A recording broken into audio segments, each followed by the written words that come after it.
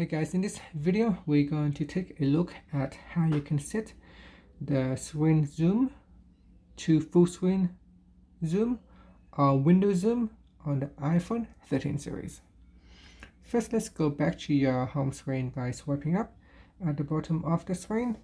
Once you are on the home screen, swipe across and find settings, then tap on settings. In settings, go down and tap on accessibility.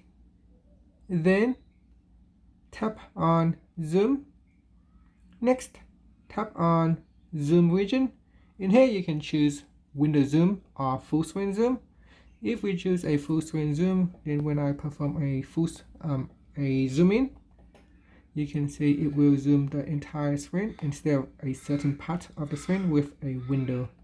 Now another way how you can change the settings is by open up the menu. So here I can open up the menu here.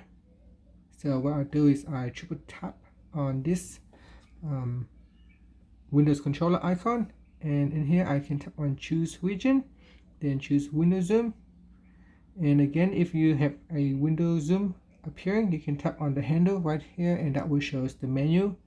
Once the menu open, you can tap on choose region and you can select full screen zoom or window zoom, and that's it.